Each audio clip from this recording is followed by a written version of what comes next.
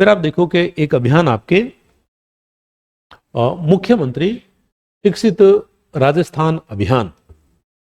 तो मुख्यमंत्री शिक्षित राजस्थान अभियान की बात करें तो इसकी शुरुआत हुई है हमारे मुख्यमंत्री भजन लाल जी शर्मा ने इसकी शुरुआत की है। कब की है? 29 मार्च को की है। 29 मार्च 2025। 29 मार्च 2025 को हम लोग देख रहे हैं कि इस अभियान की शुरुआत हुई है। अब इस अभियान का उद्देश्य क्या है? इस अभियान का उद्देश्य है नामांकन वृद्धि, और विद्यार्थियों को जोड़ना।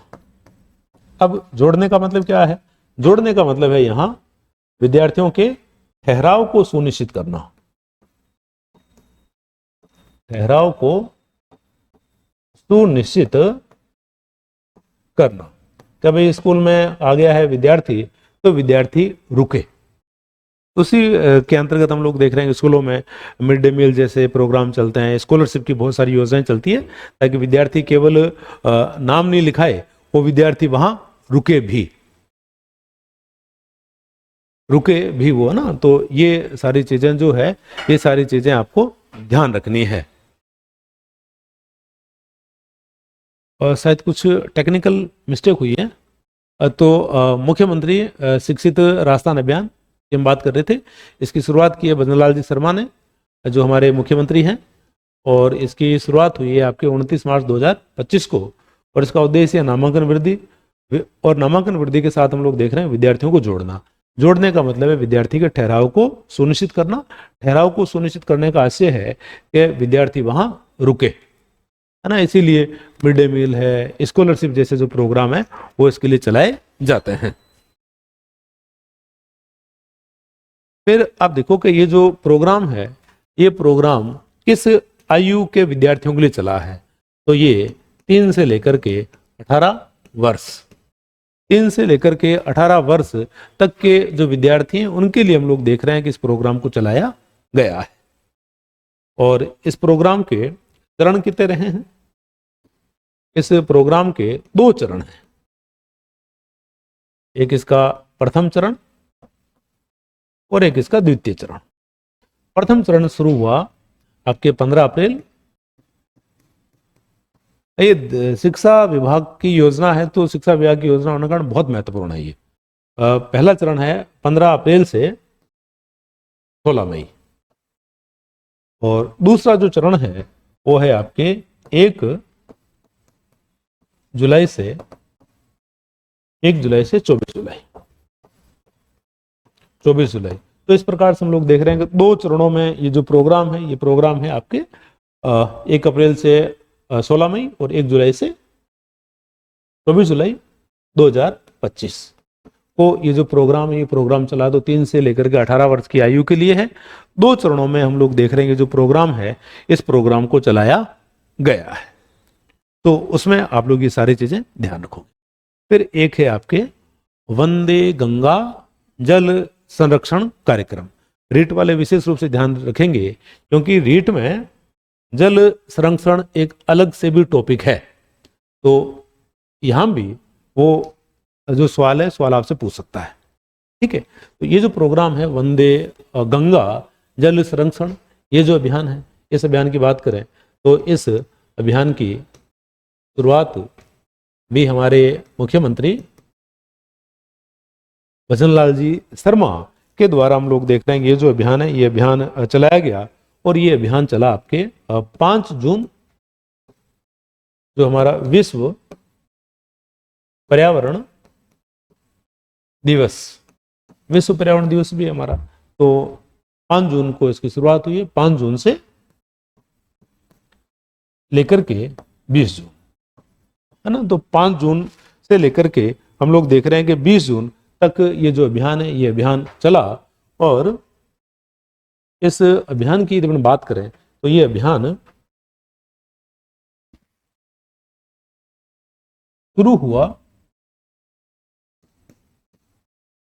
जमुआ रामगढ़ बांध से। जमुआ रामगढ़ बांध कहाँ का? जयपुर का। और इसका समापन हुआ है गड़ीसर झील जैसलमेर, है ना। गड़ीसर झील हम लोग जानते हैं जैसलमेर में ही है। 14वीं सदी में इसका निर्माण हुआ। राव घड़सी के द्वारा इसका निर्माण करवाया गया था। तो वहां हम लोग देख रहे हैं कि झील का समापन हुआ। अब इसके नाम से पता लग रहा है कि जल संरक्षण अभियान है। तो जल संरक्षण अभियान है तो इसमें क्या कार्य हुए होंगे? तो इसमें यदि हम लोग देखें कार्य है, कभी क्या कार्य हुए होंगे, तो जल स्रोतों या संरचनाओं की साफ सफाई का कार्य हुआ इसमें। नए निर्माण भी हुए इसमें, है ना। नए निर्माण के कार्य भी हुए इसमें, जल स्रोतों की साफ सफाई हुई।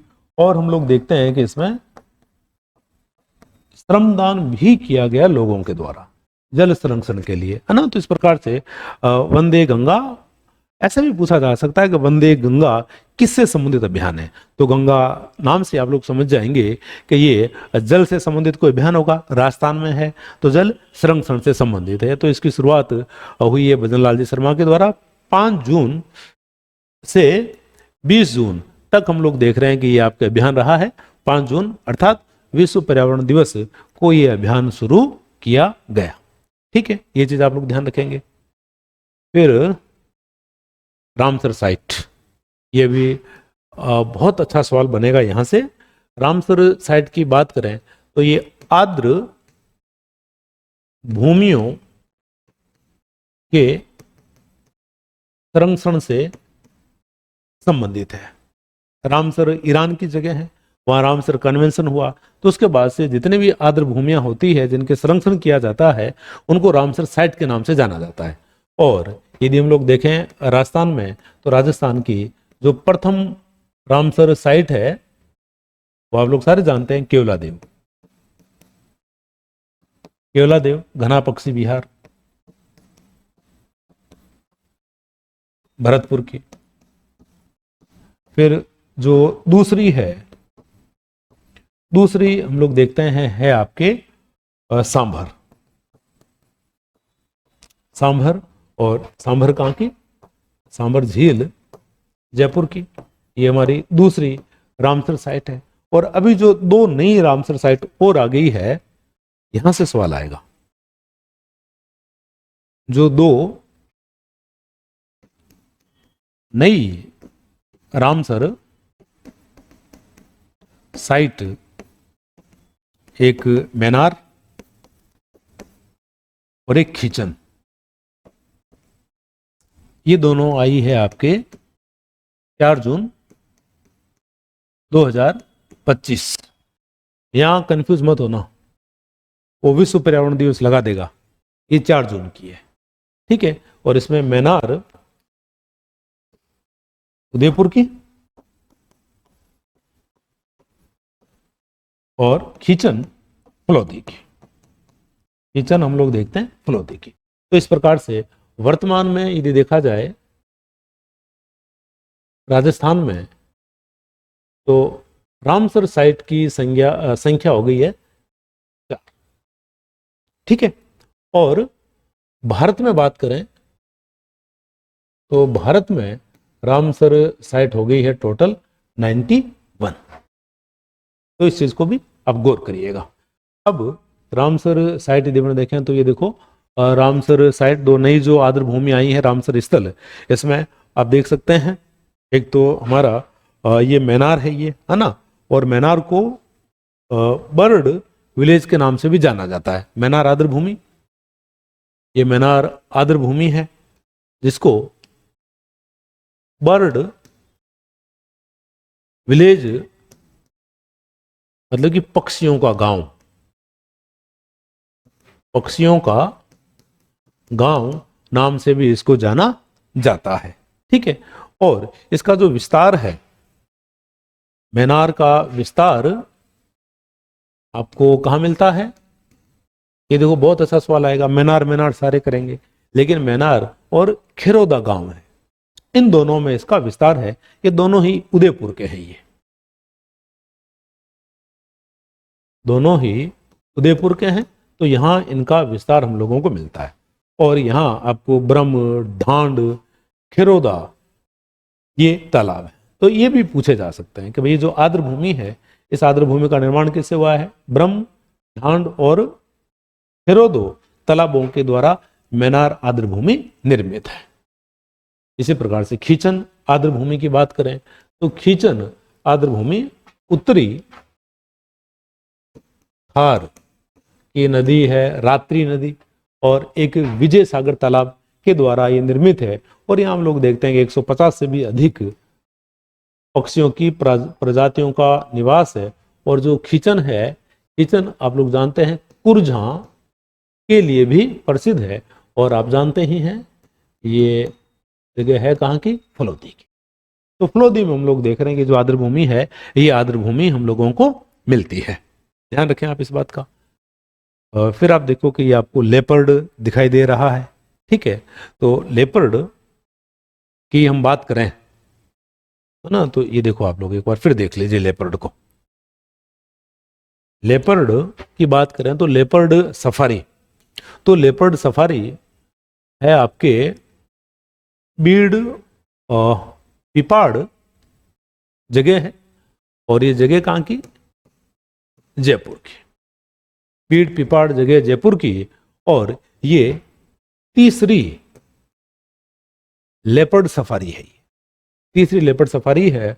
और तीसरी इसको घोषित कब किया गया? 5 जून 2025 को, 5 जून 2025 को किया गया। और ये तीसरी है। और इससे पहली जो 2 लेपर्ड सफारी आपको, इससे पहले की जो 2 लेपर्ड सफारी आपको मिलती है वो आपको मिलती है, एक तो झालाना के अंदर आप लोग देख पा रहे होंगे, और एक आपको मिलती है आमागढ़ के अंदर।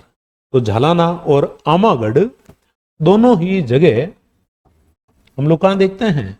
हम लोग देखते हैं जयपुर के अंदर, ठीक है। तो ये चीजें आप लोग ध्यान रखोगे।